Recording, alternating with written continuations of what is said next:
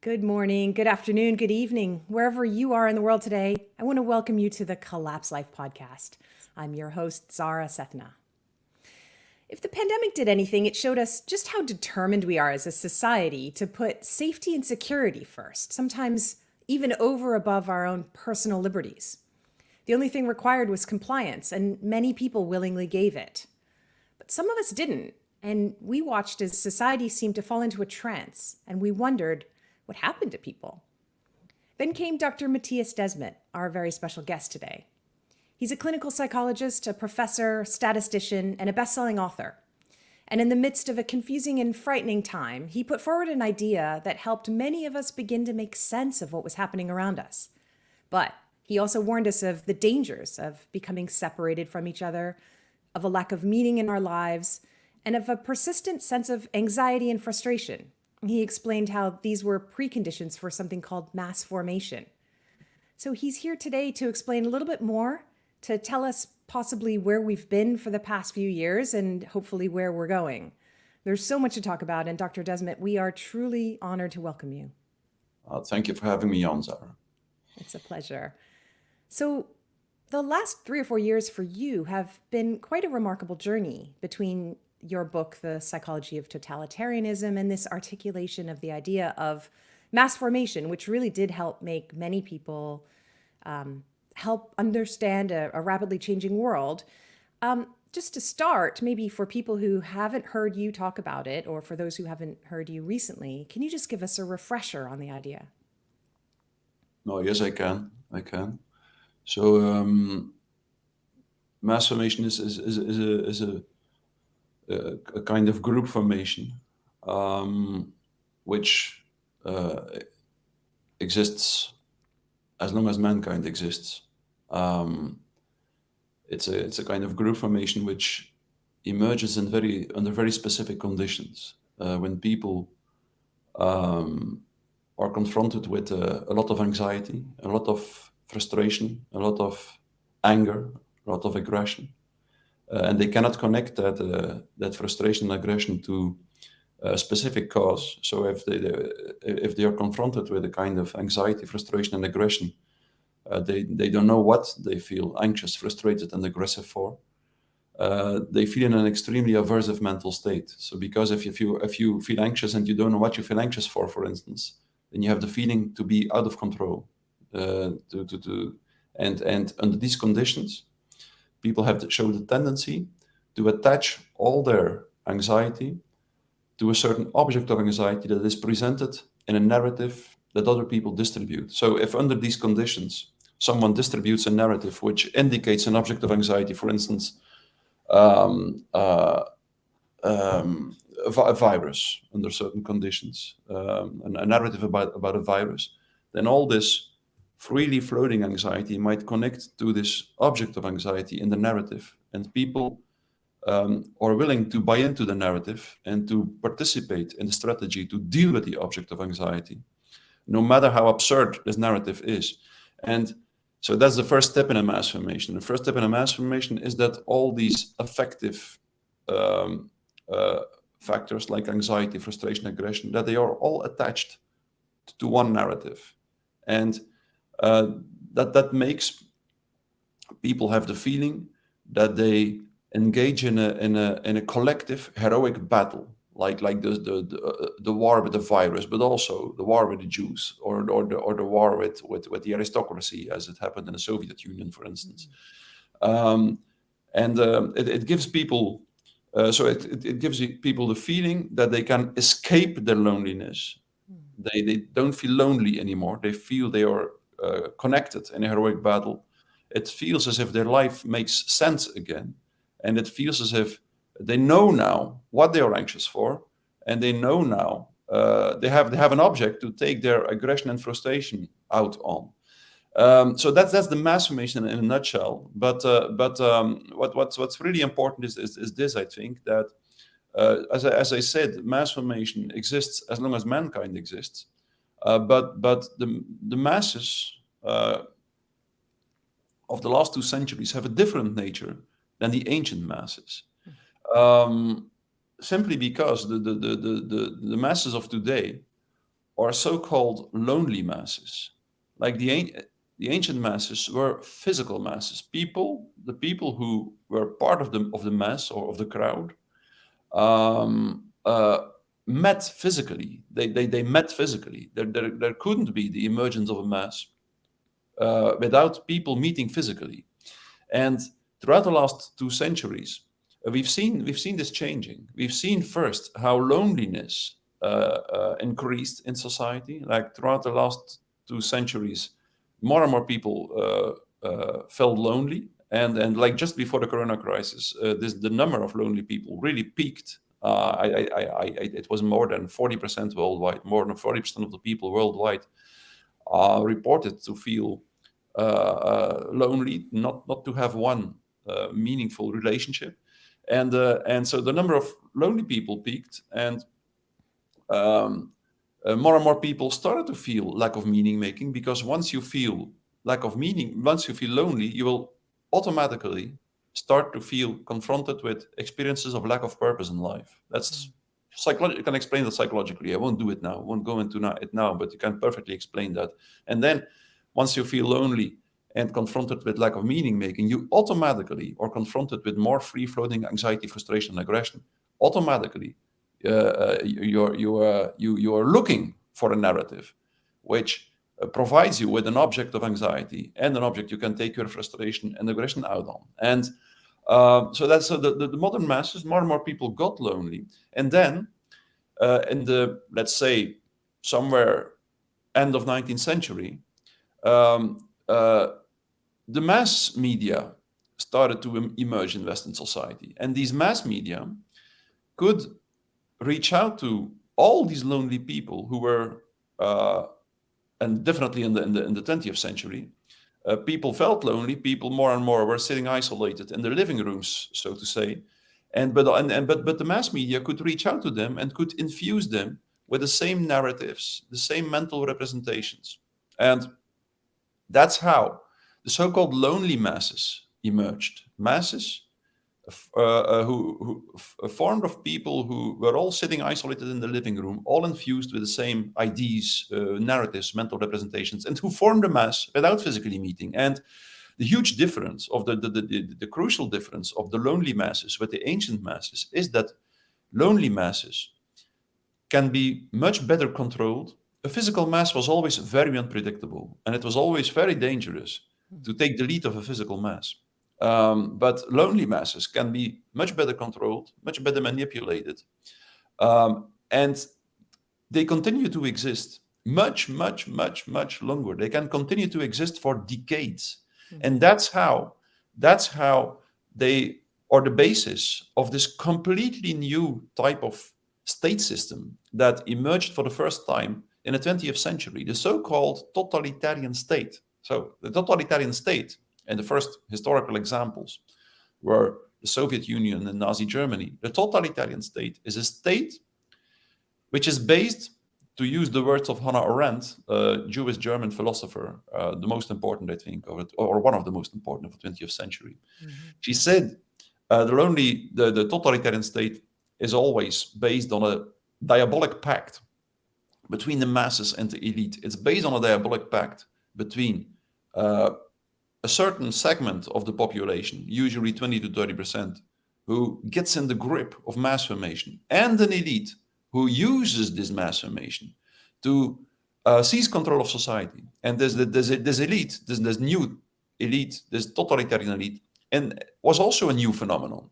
Like actually, starting from the let's say somewhere 17th century, the religious view on man and the world was slowly replaced by the rationalist, materialist view on man and the world. And in a certain way, and I explained that in the first 5 chapters of my book that some of you might know, Psychology of Totalitarianism. Somehow, like at the end of 18th century, during the French Revolution, the religious view on man and the world was really replaced by the rationalist, materialist view on man and the world. And then 2 things started to happen simultaneously. On the one hand, what I just explained. The population, the psychological state of the population changed. More and more people got lonely, lack of meaning making, more frustration, anxiety, and aggression, and so on. But at the same time, the elite changed, because the ancient elite, the clergy and the noblemen, could just impose their will to the population. They could tell the population what to do. That had certain reasons, which I won't go into detail now. It doesn't matter. But they could just impose their will to the population, and the new elite couldn't do that anymore. And they found a solution to that, and you can read that in all the books of the founding fathers of modern propaganda, such as Edward Bernays, a nephew of Sigmund Freud. The new elite realized that they couldn't just impose their will anymore to the population, and that they had to find and they found a solution to that. They said, okay, if we cannot impose our will anymore in another way to the population, we have to make sure that the population does what we want without them knowing that they do what we want. And that was the birth. It was the moment at which modern propaganda started to exist. Modern propaganda started in the beginning of 19th century with the Bureau d'Opinion Publique in France. And modern propaganda was like the scientifically based, ideologically founded, and industrialized manipulation of the population. And then propaganda became more and more and more important throughout the 19th century, and then with World War I and World War II in the 20th century. And now we live in a time where propaganda is everywhere, and without us realizing it. And then these two evolutions, the emergence of an elite, which became more and more important, which used more and more propaganda, and the emergence of a population, which got more and more lonely. These two evolutions reinforced each other, because the lonely state of a population, of an individual, is exactly the state where someone is most vulnerable for propaganda. So these two things cooperated, let's say, and were responsible for the emergence of lonely masses who last for a very long time, because they are the exist of lonely people who are in the grip of propaganda distributed time and time again through mass media. That's how mass formation and propaganda led to the emergence of a new kind of state, a totalitarian state. And I think we are again at the risk of the emergence of such a worldwide, global totalitarian state. Yeah. I mean, so from the conditions that you just described, then it almost feels like, and this is my question to you, have we been kind of living through a mass formation perhaps our whole lives, because we've been under the grips of certainly a deep propaganda campaign for decades, which they just keep finding stronger and stronger ways to manipulate. And then, you know, the modern world that we live in keeps us apart from each other and makes us feel very sort of lonely and anxious. So I guess the question is mass formation sort of a process that has been ongoing for decades, or is it more of a phenomenon that just sort of rises up quickly? No. We have not been living in a mass formation throughout the last decades. Definitely not at all.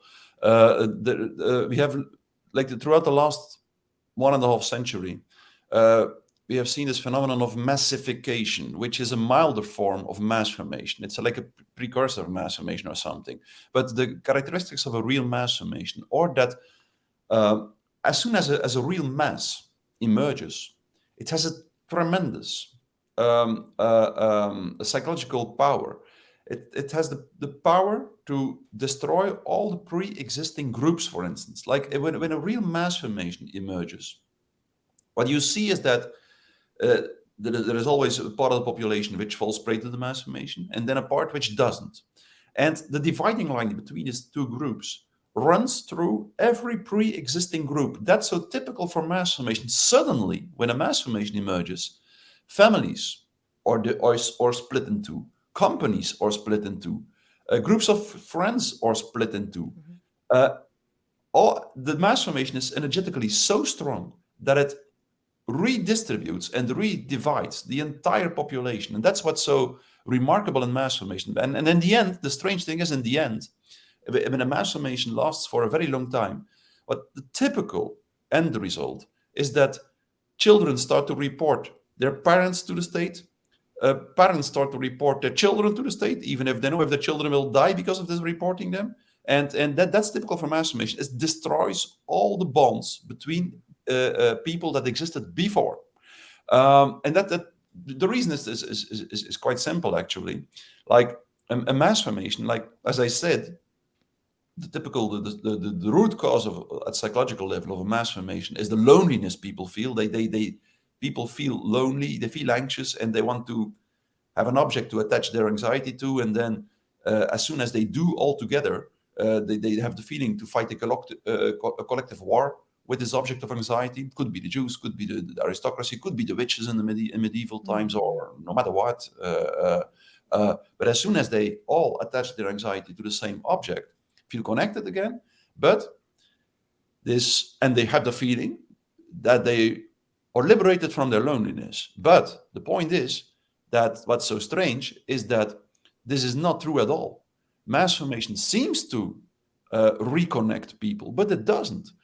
A mass is a group that is formed, and that's the difference with a normal group.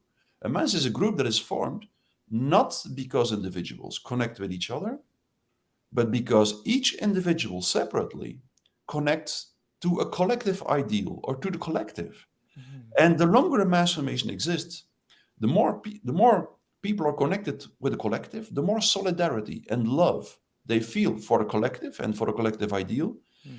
And the more all solidarity and love is sucked away from the bonds between individuals. So the longer a mass formation exists, the less individuals love each other, and the more they love the collective.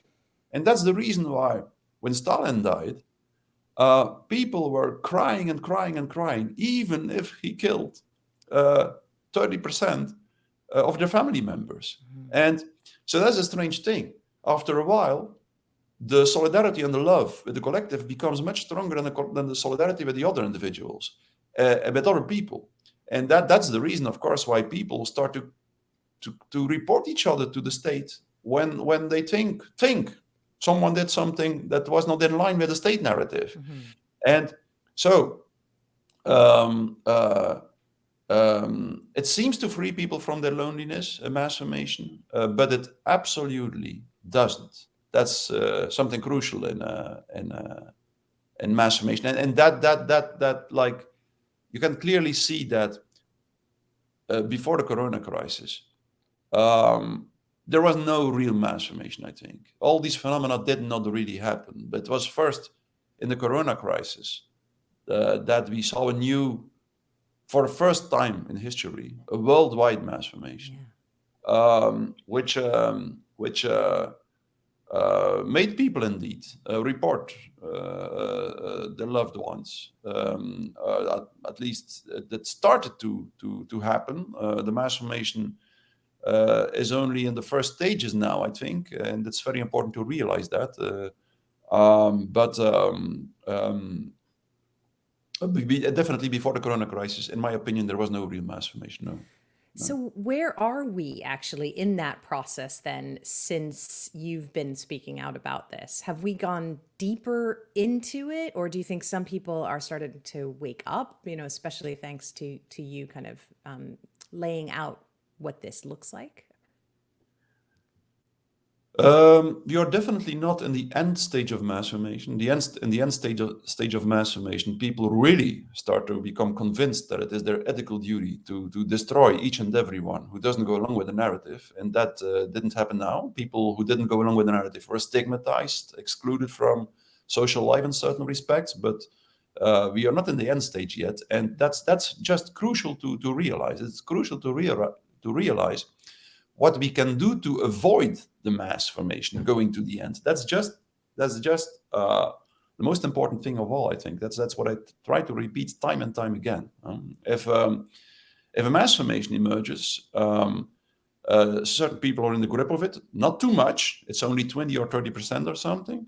And then there is a silent majority, like maybe 50, 60%, close to 65% sometimes, a silent majority, which feels that there is something wrong with the narrative, which doesn't really which is not really hypnotized by it,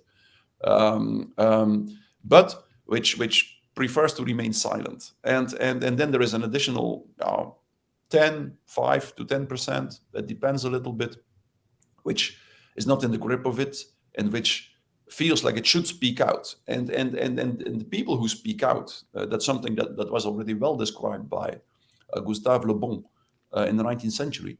The people who choose to speak out will typically try to wake up the masses. They will try to show like it's absurd. This narrative you believe in is absurd. But the masses usually won't listen. They won't wake up. And Gustave Le Bon mentions already something that is just of crucial importance. He says very often these people start to have the feeling that it's just that it makes no sense to speak out, that it's just useless to speak out because the masses don't wake up. But that's not true, because it's not because the masses do not wake up and because you do not succeed in convincing the masses that the narrative is absurd, that you do not have an impact on the masses. What's typical, Gustave Le Bon said, is that if there are people who continue to speak out in a quiet way and not even trying to convince the masses, but just living up to the ethical duty of articulating those words that seem sincere and honest, then the masses might not wake up, but they won't go always deeper and deeper into the mass formation and the mass hypnosis. Mm-hmm. And they won't arrive at that ultimate stage where they start to destroy each and every one who doesn't go along with them. So speaking out, sincere speech, what I often call truth speech or truth telling, is just the remedy for the disease. And I have to mention, I mention that often, and I didn't mention that up until now, there was a major mass formation in the corona crisis, but I think there was also many small, minor mass formations in the people who didn't go along with the major mass formation. So I've seen people starting to believe in really the most absurd theories, and which became also very intolerant for people who think differently, because intolerance for dissident voices is one of the core characteristics of mass formation. Like it's one I mention all the characteristics of a mass formation in my book, but each time and time again, it's shown that what's crucial in countering the mass formation is just sincere speech, and so people who continue to speak out in a sincere way, and again, I repeat that time and time again, it's so important not to try to convince someone else. If you try to convince someone else, you will go deeper in the mass formation. It's just articulating your own opinion in a quiet way. That's what makes a difference. And at the same time, we can see there, and I consider that to be the most important aspect of my theory, and it's also what I'm writing a new book about. It's at the same. If someone like now, if we continue to speak out in a dehumanizing world, because mass formation and totalitarianism are the ultimate dehumanization of the world. If you do your best to continue to articulate your voice and your opinion time and time again in a quiet way, then you will see that as a human being, you go through a fast process of evolution. You will feel how, so to say, your ego, you need less and less ego and narcissism. And your inner core, what you might call your soul if you want, will become stronger and stronger. That's so typical. If you speak from the heart, if you speak from something that people usually hide behind this ideal image, which is the basis of their ego, if you speak, if you have the courage to show something that does not conform to the ideal image that the society tries to push onto you, if you speak from something that you hide, that is usually hidden behind this ideal image, you will feel how you speak from something of your inner core, which is inside of yourself, and your inner core will become stronger and stronger. And that's, okay, I put it in a nutshell now, but this trying to speak sincerely without becoming convinced that you are the only one who knows the truth. It's not about that. If you think you possess the truth, truth already left you, I think. Truth is something elusive, and we can feel it from time to time, resonate it from time to time, and do our best to express it, to articulate it in an as pure way as possible. But we should never think that we possess the truth. Truth can possess us for a moment, but not the other way around. And if you continue to just live up to this first and most important ethical principle of a human being, which is to articulate the words that seem sincere and honest to you, you will start to feel that all this, what is happening now, this mass formation, this emerging totalitarianism, that it makes perfectly sense. It makes sense. It will push you on a path where you wouldn't go without this external pressure. Yeah. And it will push you through a process of evolution as a human being. If I could provide much more context. Show, for instance, how the emergence of the rationalist, materialist view on man in the world led to the loneliness, and at the same time also alienated people from truth speech. It's very strange, but when the rationalist view on man in the world emerged, which was simultaneous with the emergence of the modern sciences, and in a strange way, there is no real connection. I mean, almost all seminal scientists concluded that the essence of life couldn't be grasped in a rational way, almost all of them, and that science ultimately is not born from rational understanding and logical understanding, but from a capacity to empathically resonate with the phenomenon you're investigating. So that there is, but in a strange way, science nevertheless led to this rationalist view on man in the world, which started to believe that everything around us, that the essence of life can be understood in a rational way.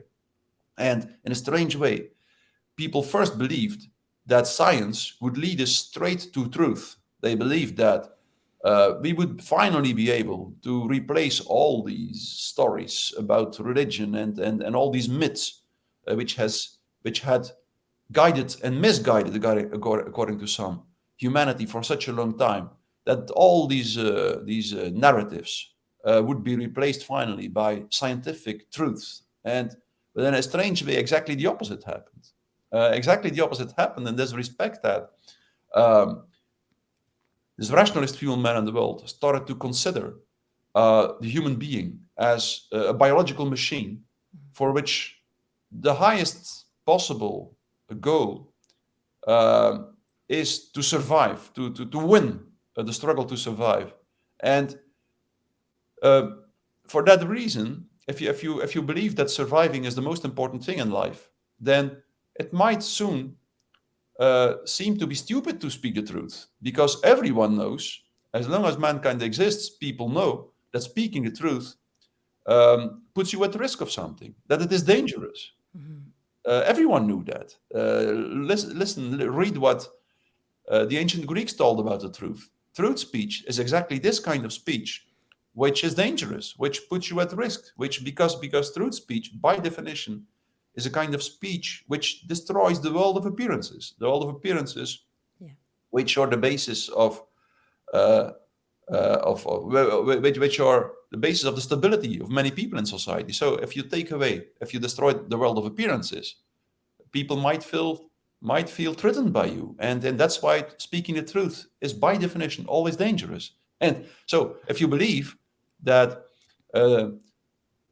the highest goal of humanity, of human being, is to survive, then it's stupid to speak the truth. Right. And then you should use language in a manipulative way, trying to use it at your own advantage. Right.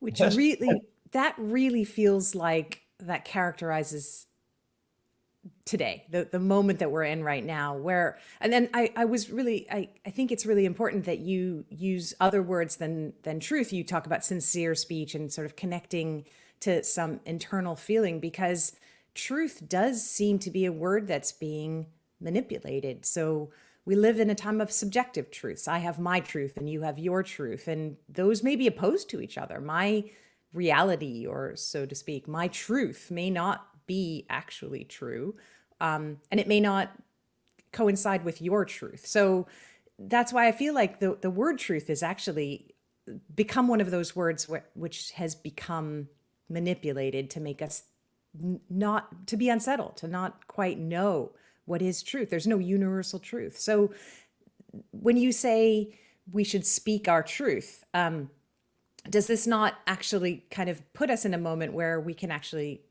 become, again, part of a mass formation that's opposed to each other? Yes, of course. Truth is a dangerous word, and that's why my next book will be all about it. Great. I think we have to continue to talk about it because truth is a crucial phenomenon. The better you understand the psychology of a human being, the more you see that our existence is dependent upon our capacity to be in touch with truth. A human being has the feeling that it exists if it articulates the words that, as I said, seem sincere and honest to it. And if we don't do it, as the Talmud mentions already, we slowly lose our soul. But at the same time, we shouldn't be naive about truth. That's so important. And the strange thing is that people will have the experience that you speak the truth if you show something that is really unique for you, something that makes you a singular being. If you show your inner world, your most unique and your most singular world, people usually will experience you as speaking as truthful and speaking the truth. But the strange thing is that when you articulate this ultimate subjective singular truth of you, the strange thing is that you will touch a universal chord. So the strange thing is that at the moment you show what is most unique for yourself, other people will recognize it. So truth is at the same time absolutely singular and absolutely universal. That makes truth is always a paradox. That's one characteristic of truth. Truth is always a paradox. That's what Niels Bohr, the Nobel Prize winning and physicist, maybe the most important physicist that ever lived, maybe after Einstein, I don't know, but said like a vulgar truth, the opposite of this truth is not true. But a sovereign truth, he said, of a sovereign truth, the opposite is exactly as true. So the ultimate truth is always paradoxical in nature. It transcends rationality. It transcends rational understanding. That's one important thing. And that's one of the most important misconceptions in the Enlightenment tradition.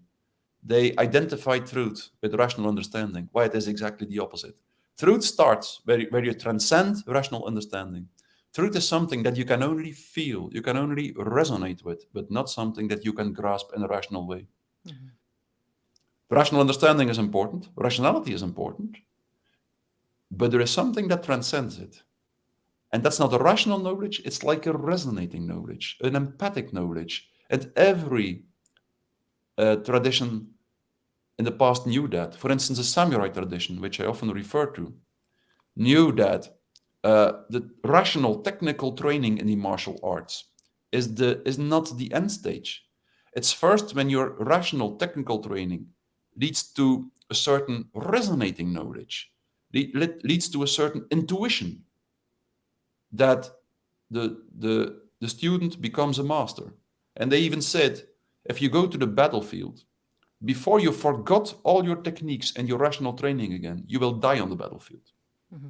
So we have rational understanding and then a kind of intuitive, resonating understanding, which transcends rational understanding. And truth is connected to this intuitive, empathic, resonating kind of knowledge, and not to the rational knowledge. No. Yeah. It seems as though, so you mentioned earlier that we're kind of on the verge of this new form of totalitarianism. And, if you think about historical examples, there were emblematic people. You mentioned Stalin, we had Hitler, we had Mao, we had really these strong characters that seemed to embody the ideology that people were becoming entranced by.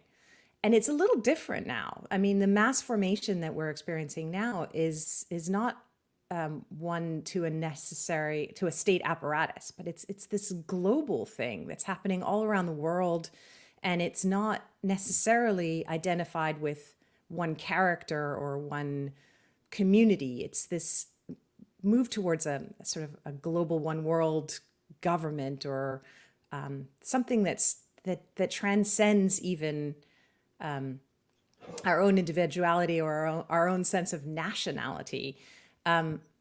So talk a little bit about how we can kind of identify this as it's happening. Yes.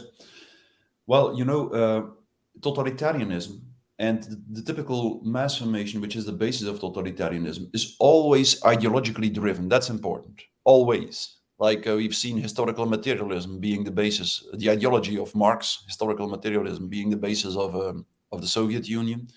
And then certain race theories were the basis of Nazism. And now we see that contemporary emerging totalitarianism is driven by a technocratic transhumanist ideology, I believe. And indeed, as you said, there were certain characters, such as Stalin and Hitler, which were the central point of identification in the totalitarian system. So people identified with certain characters who represented the state for them and who represented this ideology.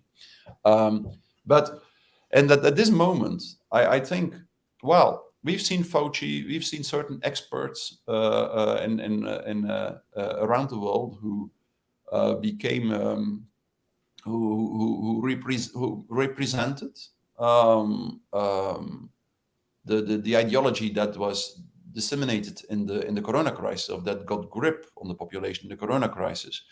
And it's a coincidence, but Dr. Malone sent me an article yesterday evening on the cult of personality in totalitarian systems, which means indeed totalitarian systems are always like a cult of personality. They are a cult of a certain ideology. Always, that's extremely important. Totalitarian systems always start from a rationalist ideology, from the idea that the human rational understanding can reshape society in a new paradise. Stalin believed that he would reshape society in a new paradise. Hitler believed it, and now the transhumanists also believe that they can reshape society and create a new ultimate paradise for the human being. Well, nobody will die anymore, and nobody will be sick anymore, and where everybody will be in an eternal state of biochemically induced happiness. And as Hannah Arendt said, well, this totalitarian paradise, there is only one problem with it: that in the end, it always looks suspiciously like hell. that's one problem. So that's the like totalitarianism is a cult of ideology, but it's also a cult of personality. Indeed, in one way or another, people need someone, a certain character, a certain personality, to represent this ideology. We've seen that in Stalin, Hitler, or maybe in Mao Zedong, or in the Kim family in Northern Korea. And at the moment, we've seen some people who represented this ideology, like during the corona crisis, but there might be a moment in the nearby future when there is again someone who starts to represent this transhumanist ideology, for instance. And that person might be the first person in history which around whom a global cult of personality starts to emerge, which could be the basis of future totalitarianism. It's possible. It's possible. It's also possible that this new technocratic totalitarianism operates in a different way. It's hard to predict, I think. I love this quote of Niels Bohr. Niels Bohr said, predicting is always difficult, and in particular, if it is about the future. So I never make big predictions. I feel certain dynamics that are going on, Yeah. but I don't. I usually refrain from predicting Right. too much. Yeah. No, I think though that the idea of transhumanism, it ties into a few of the other things that you've said. That the sense that we are being separated from our instinct, our intuition, and being told that rationality, or that the survival is really the most important thing that we should be thinking about. And it ties in a little. So you mentioned Gustave Le Bon and Hannah Arendt, and they wrote about how totalitarianism always destroys itself, and we've seen that in some of the examples that you've already mentioned, that those mechanisms of control did come to an end. But we're now living in a moment with technology that might have blown the minds of Le Bon and Arendt. They may not have ever imagined that the world would be in the kind of state that we find ourselves in. So do you think that they, and again, this is sort of asking you to predict or project, but do you think that they would feel differently given the state of the world today? Do you think that that idea of the implosion of totalitarianism might be different this time? No, not at all. Not at all. It's the psychological structure is intrinsically self-destructive, and it doesn't matter whether how powerful your propaganda tools are. And definitely, like we are living now. We witness the emergence now of a global totalitarianism, and that's even that makes it even more clear that the system will destroy itself, because certain totalitarian systems in the past, or quasi totalitarian systems, because some say, like Hannah Arendt believes that there were only two real totalitarian systems during the 20th century, at least as long as she lived.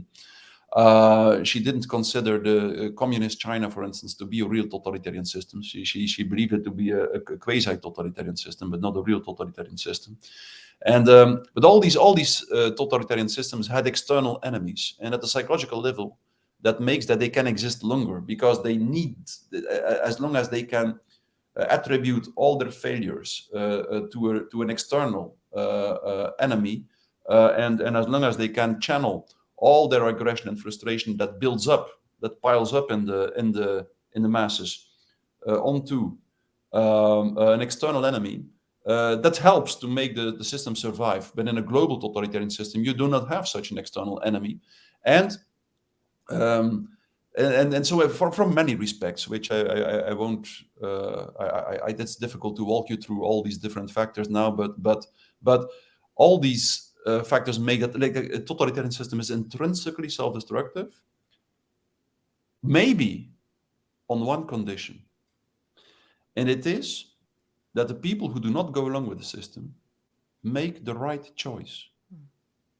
Don't resist violently, because violence fuels the system.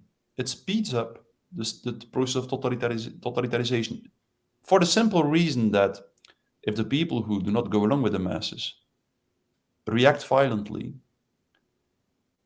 they provide the perfect pretext for the leaders of the masses to make the masses believe that they have the right to destroy these people. And that's one reason. There are several other reasons as well. But you can be, if, and I'm confident that there will be enough people, if there are a certain group of people who do not form a mass themselves and who continue to speak out, then the mass formation and the totalitarian state makes no chance. And of course, it's not easy to continue to speak out, and it's not easy to not become a mass ourselves. Absolutely not, because the emergence of a totalitarian state provokes a lot of anxiety in the people who do not go along with it. And they put those people also at risk. And that's are exactly the factors under which people show the tendency to become a mass, to cling together, and to unify, to identify all with the same opinion and with the same ideology as well. And that's exactly what we should not do. There should be only one organizing principle, and it is the fact that we love each other and we love the other because the other has his own opinion and because the other has the right to speak in his own way. And we are all a unique string that should resonate with the eternal music of life in a unique way. That's what when we are really a human being. And if we realize that and we continue to speak out as a singular human being in a brave way, but not in a violent way, not trying to convince the other, then that is the condition under which propaganda makes no chance, under which we will see, we will go through this tipping point where the masses who are in the grip of propaganda, even the most powerful propaganda machine the world has ever seen, become at the psychological level less strong than the group who unifies on the basis of this principle of sincere speech. So there is two things who emerge alongside each other now: a mass in the grip of propaganda, a group which starts to become aware of the importance of sincere speech. I see this everywhere. More and more people start to try to become sincere. And it's exactly, they feel confronted with so much fake, so much lies, so much manipulation, that they feel this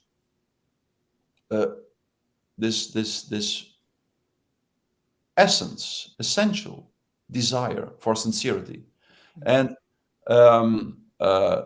that's the remedy for the mass. That's when, and as soon as this group psychologically becomes more powerful than the masses, we will witness the end of totalitarianism and the emergence of something new.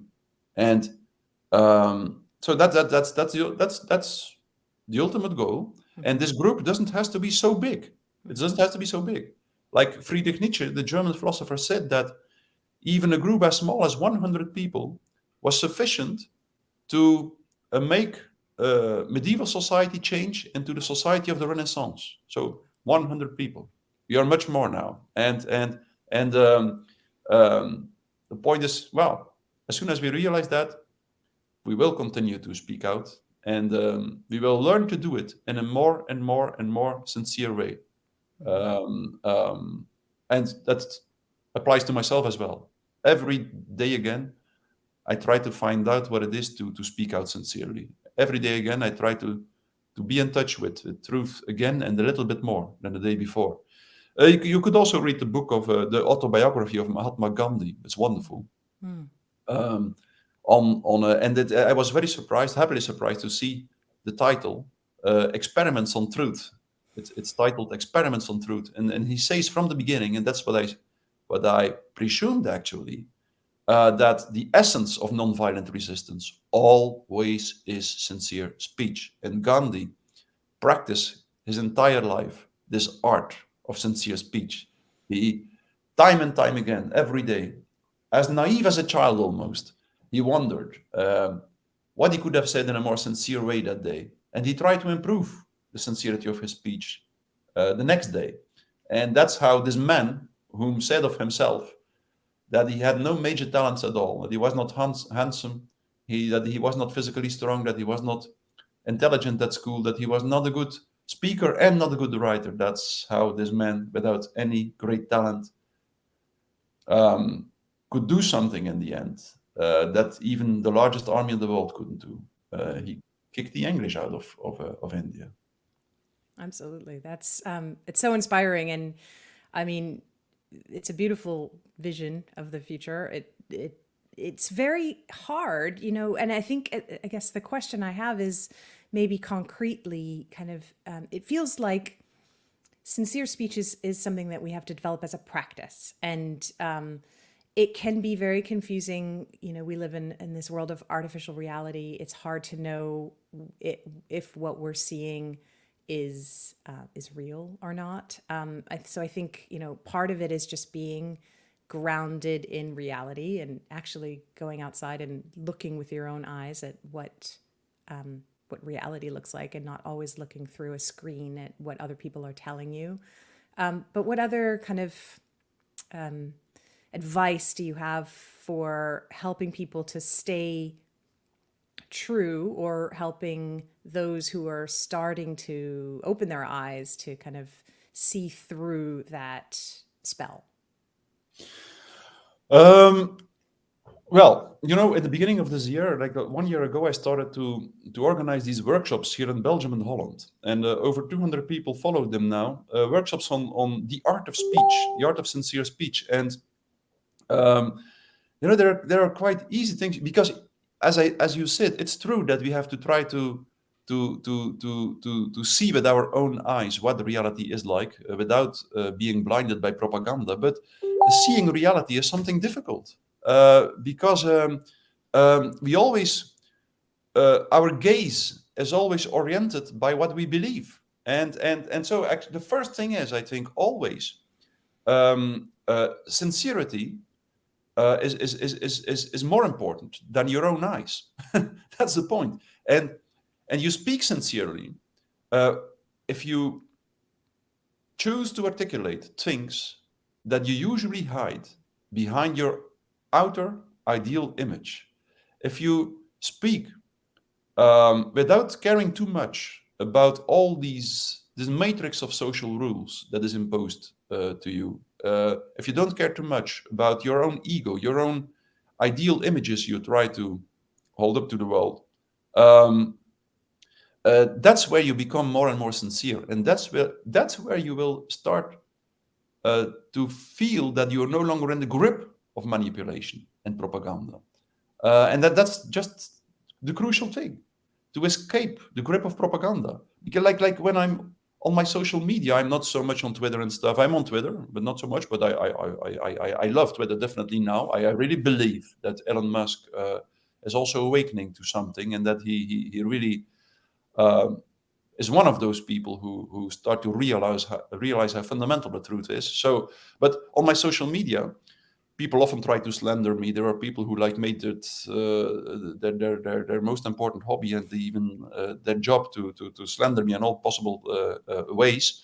But I even don't react to them. I sometimes react in a concise way on my Substack page, but usually I don't react, just because I believe that in the end, we won't need to debunk all this propaganda. People will just develop this capacity to intuitively feel what is manipulative and what is sincere. And that's what I expect of those people who really listen to what I have to say, that in the end, they practice this art of sincere speech, and that in the end, they will start to become immune to propaganda. And that's what we need. A new generation of people, a new group of people who is immune to propaganda, who feels intuitively when someone is sincere. And we all have this capacity. We all have this capacity. But very often we don't hear the voice, the whispering voice of sincerity, because it is overruled by the noise our ego makes. And that's the point. The more sincere we speak, the less we will need our ego. The more silent our ego will become, and the more clearly we will hear the voice of sincerity. And it will perfectly show us when someone tries to manipulate it, and it will perfectly tell us when someone is sincere. I think that's a great place to start to wrap up. Is there anything you'd like to add that I haven't asked? Any other thoughts that you'd like to leave our audience with? No. But I could say much more. Of course, I'm writing my new book now, and I think it would be just good to mention when you publish the podcast, that people at the beginning of the podcast is a repetition of what I repeated already 100 times or 200 times on Master. But that after that, it's all about sincere speech and stuff, and the psychology of sincere speech, and that's what that's what I focus on now. On this, you can describe and analyze the problem, and we should do that, and I think it's important to do that. I did that in my own way. Some people focus more on the power structures of the global institutions and the propaganda machinery itself, which is also important, and I will focus on that in my new book as well. But it's even more important, I think, to really become aware of the solution, to really become aware of the alternative that we can offer, the alternative for a totalitarian society that we can offer, which is a society in which people connect, really connect, through truth speech, because it is truth speech exactly, which is the real solution for the loneliness. Remember, like the mass formation seemed to liberate people from their loneliness, but it was a symptomatic solution because they got even more lonely. And it's truth speech that is the real solution, because it's truth speech that really connects people to each other, and that really takes away the loneliness, and that at the same time inhibits the symptom of mass formation. Yeah. So that's amazing. When is your new book coming out? I hope within like in 1 year or something. Okay. Yeah. Well, that's a long time to wait, but good luck with it. And I hope that you'll come back and talk to us again when that book is ready. Definitely. In the meantime, just how can people learn more about you or find you online? On my Substack page. On my Substack page, I try to publish a small, short essay each week. And on Twitter, you can follow me on Twitter. I'm even on Facebook as well. I have a page on Facebook as well. But I focus more and more on my Substack page because I can publish longer text there, short essays, which I prefer above the very short communications on other social media. Fantastic. Well, Dr. Desmet, thank you so much. It really has been an honor to speak with you today, and we're so grateful for your time. Thank you for having me on, and we hear each other when my book is published. Wonderful. We look forward to that. Friends, that was an amazing conversation. We hope you took away some really good food for thought from it. And if you did, please hit the like button so more people can see this video and learn from Dr. Desmet. And let us know what you think in the comments below. Be sure also to subscribe to our Rumble and YouTube channel so you don't miss any of the great content that we post every week. We are also on Substack at collapselife.substack.com. We have new stories there every week. And we are also on Twitter, so join the conversation there at collapse_life. 2024 is really shaping up to be an interesting year. We're very, very excited to be on this journey with you, our readers and viewers. So thank you so much for your support. Collapse Life is the thinking person's guide to society and demise. It's about opening eyes and taking control and taking action in our own lives. We look forward to bringing you more very interesting voices like Dr. Desmet's, and we can't wait to see you on the next show. So until then, always remember, keep your chin up. It's only collapse. See you soon.